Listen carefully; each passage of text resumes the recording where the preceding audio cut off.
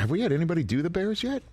No, we're going to have Adam do the Bears. Okay. Adam's going to do the Bears. Adam's going to do the Bears. Hey, Adam and Kyle went to the same high school, so that's Did they totally really? fine. What high school did you go to, Kyle Brandt? East Stevenson High School in Lincolnshire, Illinois, the alma mater of Rob Ryan, Rex Ryan, Jalen Brunson, and many others. And Adam Chudwin, our call screener. Okay, right. So wait a minute. Is there like a Rob Ryan sort of shrine in this high school somewhere, Kyle? Is there some? Yeah, I think it's it's a can full of old style cans and a boom box that used to play "Taking Care of Business" a lot. That's what Rob said. Taking care of business. Dude, when he came in, he spent a residency for one weekend on NFL Game Day morning. We had to provide him with a tie and closed toe shoes. That's a fact. The only guy. Has the mandals. Yeah. And he has like Kenny Chesney has the barefoot lifestyle. Rob Ryan has the open-toed lifestyle. He's a man. I love him. We were like the 21 Club, like, sir, do you have a coat and some shoes that don't show off your toes? That's what it was. But let's be honest here. Do you hold the rushing record in your high school, Kyle? Rich, I would never want to sit here and tell you all these years later about what records I have, dare I be Uncle Rico or anybody else. But if you were to Google it, you might see that I have the career rushing record, not the petty below-the-fold yearly rushing record, the career, the expansive career, as the Stevenson Patriots, and the most notable Patriots in football. I like it. Wow. So, I bet the Stevenson Patriots win more games than those ones in New England this fall, I'll tell you that. Kyle Brandt. I'll take that bet, Kyle. Oh, my gosh. I love it. I'll take that. Kyle Brandt holds the all-time rushing record for the Ramondre Stevenson Patriots. I just gave your high school and a Berman nickname. Okay. Fantastic. All right, so you want to take that bet, Chris? Is that what you're saying? I'll take that bet, and I think the Patriots double up the Bears. Oh, my gosh. Oh, get out of it. Chris, what are you talking about? Are you starting drinking already on a Friday? I know it's happy hour here, but it's 12:23 for me. Yeah, it's funny. He keeps saying it's Labor Day weekend. He's being a Patriot honk, and he keeps saying that he's giving the people what they want. And I keep asking him, who are those people? I don't know those people. That's a great question. You know what I mean? I will tell you this. Yes. I sit across the table for 15 hours a week for someone named Jason McCourty who won a Super Bowl with the Patriots, whose brother is one of the greatest Patriots of all time. And I'm like, Jason, you're feeling the Patriots this year, right? He's like, no. What do you mean? Even last year, Rich, Jason McCourty's rookie season, he's been on television for 20 minutes. Yes. And you know how it goes. You bring an ex-player. They always hype their old team. They always pick their old team to do anything. We get to the playoff prediction week, which was 52 weeks ago now, and he didn't pick the Patriots to even sniff the wild card. This is fresh out of the league. So Jason knows where the bodies are buried. He knows how the organization is run, and he's like not feeling it at all. So how could I? And he's being a pro about it. He didn't go all Tiki on Eli the minute that Tiki hit NBC. Remember that back in the day? Yeah, I remember vividly. As soon as Tiki put a lav mic on his lapel, the first thing he did is he went right after Eli. Like, oh, okay. That's the way we're going to go. Rich, I hate to break into the Eli talk. Important breaking news here. I was remiss to not mention a Stevenson Patriot alum. Raiders quarterback Aiden O'Connell with the mustache. The Rook, he's a Stevenson Patriot, so we're everywhere. Kyle, can you believe the Raiders gave him Derek Carr's number right off the bat? That's pretty cold. They didn't even think about it. There's so much attention, Rich, about Rodgers and the Packers. Mm-hmm. It's really underrated, Carr and the Raiders. Really underrated. I was there at the Pro Bowl when Carr had already been disavowed and excommunicated and they burned his locker, whatever the hell they did. Carr shows up in the facility, an active Raider, still not wearing any Raiders gear, showing up, throwing the ball around as a Pro Bowler, but not a Raider. It was really, really weird. And Rodgers has got a ton to prove, and that's all great. I think Derek Carr has got something to go on for him this year. Years ago, Kyle, I was doing, by the way, calling the play-by-play of the Senior Bowl for our network with Trent Dilfer. The coach of the Senior Bowl was Lane Kiffin, who was still the Raiders head coach, but had just gotten into a major, set to with Al Davis. And he showed up wearing a black tracksuit with no Raiders logo on it. That's the only analogy I can have to what you just told me about Derek Carr. Like when you're in the commercial and you don't get the Raiders' permission, it's not licensed. The pizza place that you're selling, so you have just a black jersey on it. Oh, those were times. Rich, do you remember the straw that broke the camel's back to get Lane Kiffin fired? He tried to send Sebastian Kanikowski out for a 73-yard field goal in the game, which I think in my point was just like, go ahead and fire me, Al. And then he did after the game. What a time. Kick deep, baby. Kyle Brandt of Good Morning Football here on the Rich Eisen Show. All right, so I will give you the floor on the NFC North. How do you see it playing out? 1 week from today, we'll either be having the overreaction of, see, we told you the Lions didn't deserve to be on Thursday night, or, hey, the Lions are the team that we think they could be. What do you think about the NFC North writ large, Kyle? Well, it's my two favorite games of Week 1. Lions-Chiefs, obviously, but Packers-Bears at Soldier Field. I am dubbing it the Xanax Bowl. It is the double anxiety bowl for the Chicago Bears fans because Jordan Love just can't be great. You can't. It's not possible. Don't do it. Meanwhile, Justin Fields has to be great. It is going to be such a spectator sport, Rich, to watch this game. Soldier Field, it's going to take one drive.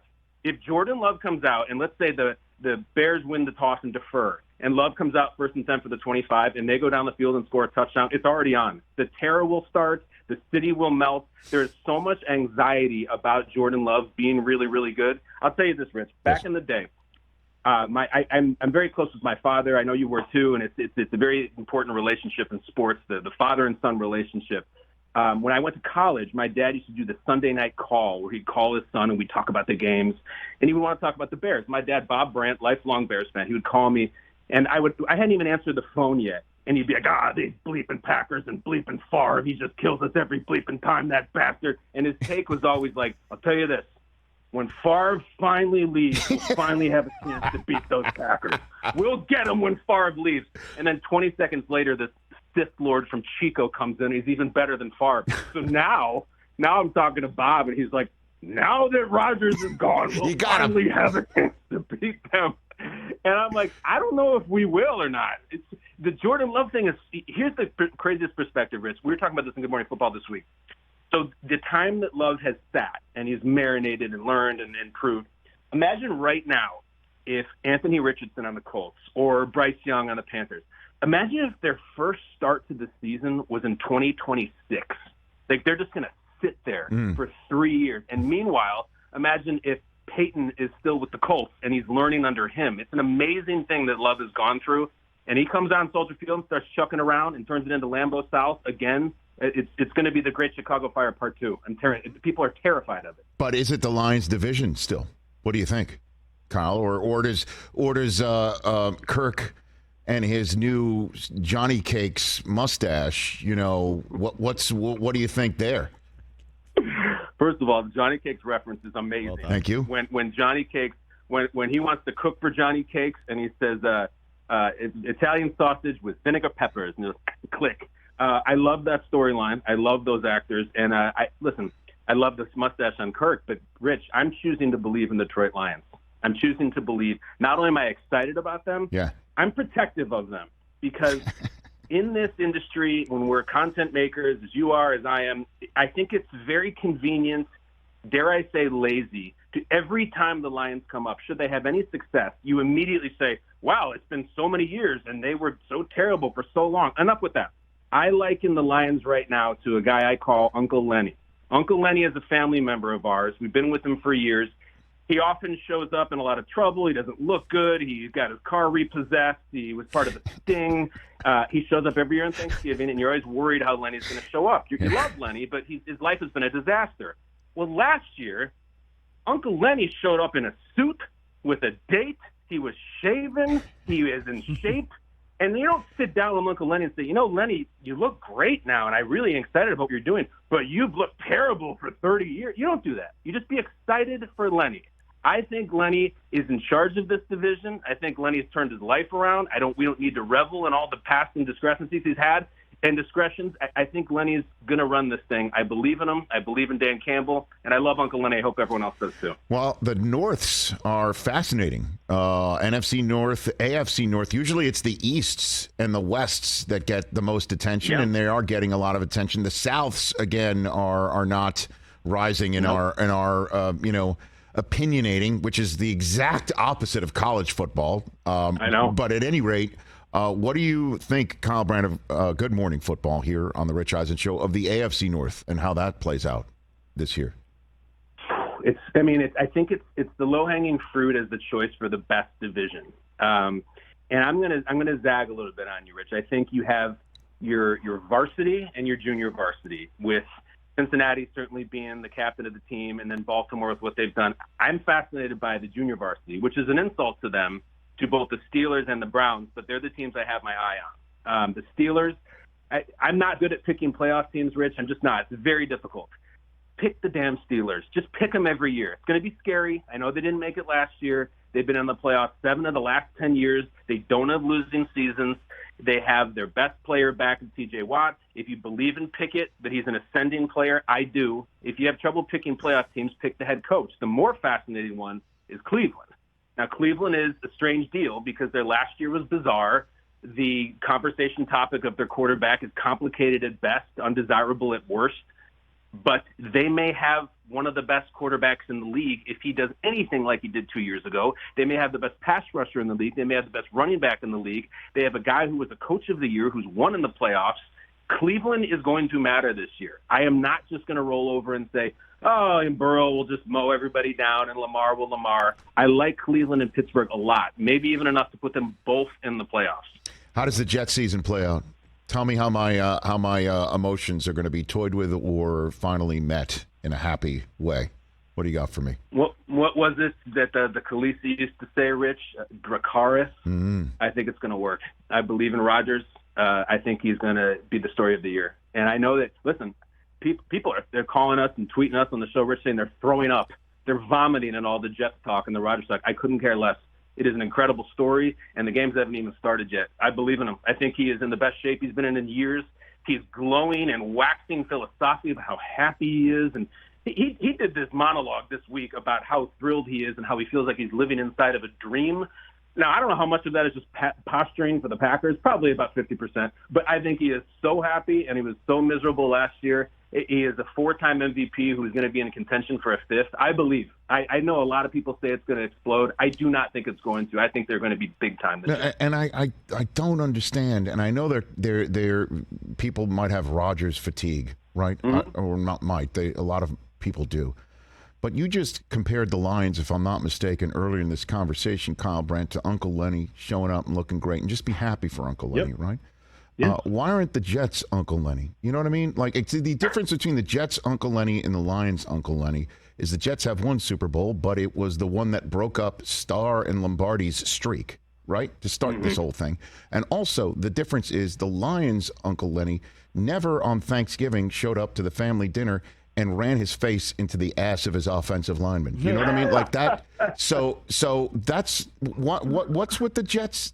Why can't the Jets have this one? I don't get it. Why not? And don't tell me it's Hard Knocks, because Uncle Lenny did Hard Knocks last year.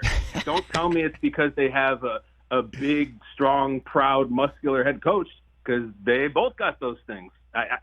There is listen, Rich, you probably literally wrote the book on this. There's a Jets hatred and what they call it, Schadenfreude, that they like to see them down. And there's this thing that's sick, a bloodlust amongst NFL fans that likes the teams that are down to stay down. We can make fun of them. There are jokes. There are memes. There are gifts. I hate it. I think it's completely stupid, and holding the teams past where the players weren't there and the coaches weren't there has nothing to do with it. I'll give you another one. Yeah.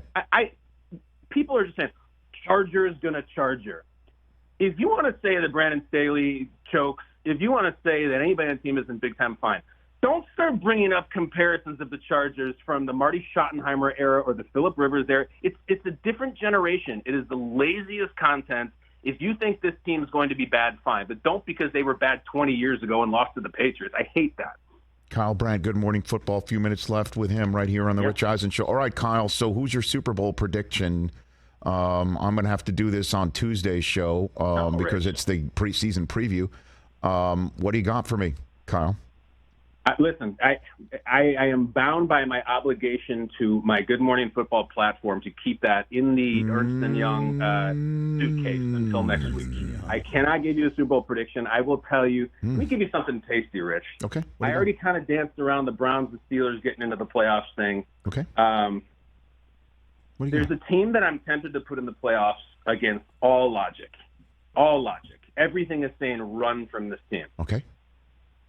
I think we're going to have a fascinating year from the LA Rams and Sean McVay. All right, Kyle. And I know that they're everyone is, if you can haul it, you can have it, and they're the dilapidated car on the side of the road. I think Sean McVay is going to coach his ass off this year. I think this is a legacy year for him, and I know they're paying the piper for that Super Bowl. I don't care. I love what the Rams are doing. I'm going to pick the Rams to be in the playoffs, and everyone's going to insinuate that I'm smoking narcotics. I'm not. I like what the Rams are going to do this year. I'm telling you. Well, we see you on screen and how you eat well. We don't believe that you're on any sort of medication or anything like that, Kyle. But, I mean, Cooper Kupp just had a setback. You know what I mean? And they have, I believe, the third youngest roster in the NFL. How about Matthew Stafford's wife on her pod saying, Matthew saying everybody's in their phones. They look right on their phones right after practice. There's no conversation with anybody because they're young, and he needed like a Facebook, like a look-a-book to know who's who, which I don't, by the way, I do not at all think that that's wrong for Matthew to come home and just say to his wife, like, what gives? You know what I mean? Yeah. But that is a window, isn't it, into everything? No? And the way you lay it out, it's terrifying. My counter would be, I believe in coaches as much as anybody does. And if a few years ago we were saying that, sure, the roster was great, of course, they won the Super Bowl. If we were saying Sean McVay is the next great coach and he's in the air following Belichick or Lombardi, whatever you want to say, I don't abandon that. I think the coaches matter. I don't think he's mailing it in to get some media job. If he wanted that, he could have already taken it. I think McVay will get them home. I believe in McVay. And me too. We could go up and down the roster and the depth chart. I get it. He will find a way to win enough games. I mean, we had Odell on the show the other day, called in and talking about the Ravens. He said McVay made him love football again, is what he said. I think there's going to be some of that. By the way, Rich. Yes. One of the first conversations you and I ever had was that is the best book show I have ever heard. I mean that. You just bring him in and churn him out. Odell doesn't do a lot of interviews. Right. He does not do a lot of call-ins, let alone that. So I listened to the entire thing, fascinated by what he had to say about Cleveland, fascinated by what he had to say about Harbs, as he calls them, in Baltimore. Yep. And, I mean, it was an incredible get, and I think what you said about McVay is exactly what I'm talking about. Thanks, Kyle. Appreciate that. Kyle Brandt of Good Morning Football. Before I let you go, since I didn't get, and I respect. I hate that I can't tell you, Rich. No, I get it. There is an I in my name, but I understand that, it's still a team game, and NFL Network is all about the team. So I am going to ask you to do the win-loss game that our phone lines are lit, where you are going to do the win-loss game for the Chicago Bears 2023 season. Kyle Brandt of Good Morning Football. Let's give him the inspiration. Here we go. First up, that game that you called the Xanax game because it's the double anxiety game. Home against Green Bay. What happens? That's a win. It's high scoring. It's a rock show. It's like Coachella. Okay. It's Lollapalooza. 38-20 Bears. At Tampa. Win Bears. At the Chiefs. Loss. Home for the Broncos. Home for the Broncos. A big win. Gilligan hats all around. At the Washington Commanders for Thursday Night Football. Nationally televised Bears blowout. Blowout. So Justin Fields on the delivering end. He teaches Sam Howell a lesson with Al calling the game and okay, very good. Finally, someone can shut up Sam Howell. 4-1 at home against the Vikings. Oh, Kirk Cousins, Chicago guys from Arlington Heights. He has not had great success at Soldier Field. He loves Portillo's, but he's going to get that hot dog to go because he's going to lose. Take that, Johnny Cakes. 5-1 home against the Raiders. Oh, get out of here. Jimmy Garoppolo, also from Arlington Heights, an Eastern Illinois guy. He comes home and takes the loss. Let's go. 6-1 at the Chargers.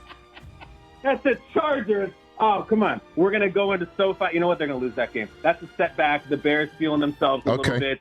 Justin Herbert throws it around. The Bears secondary a little bit up and down. I'm going to take a loss. 6-2 at the Saints.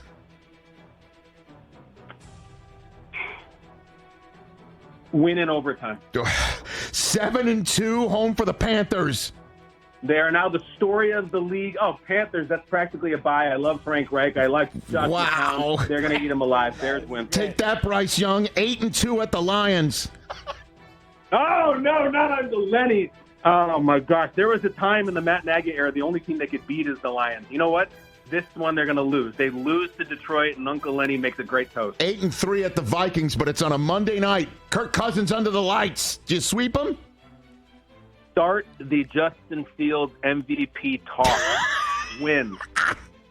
1, 2, 3, 4, 5, 6, 7, 8, 9-3 going into the bye, coming out against the Lions at home. Start the DJ Moore Offensive Player of the Year talk. Win. 10-3 at the Browns. At the Browns, start the Darnell Wright Rookie of the Year talk. 11-3 home for the Cardinals and Clayton Tune. Start the Edmonds. What do they got? Tremaine Throughout. I forget which Edmonds they have. Defensive Player of the Year talk. Take the bus or drive yourself. Taking the win over the Cardinals right there. What's the record right now? 12-3 home for the Falcons. Well, home for the Falcons. A slip-up game. Looking ahead to the playoffs, a slip-up game. They lose to the Falcons. 12-4 at Lambeau to wrap it up. The flus is loose. Matt Eberflus Coach of the Year performance, dunking on the Matt LaFleur Packers to steal the regular season. Kyle Brandt says the Chicago Bears go 13-5 in 2023. We are going to make some money, Kyle. You got caught up in that. And then the clean sweep. Flus for Coach of the Year, Fields for MVP, and Darnell Wright for Rookie of the Year. Well done. I forgot to add Ryan Poles for Front Office of the Year. Miss Virginia McCaskey for Owner of the Year. We're going to keep going. Kyle, you're the best. Thanks for the time. We'll chat soon. You're the best, Rich. Thanks. At Kyle Brandt, Instagram and Twitter. Catch the Rich Eisen Show every single day on the Roku channel, 12 to 3 Eastern, for free.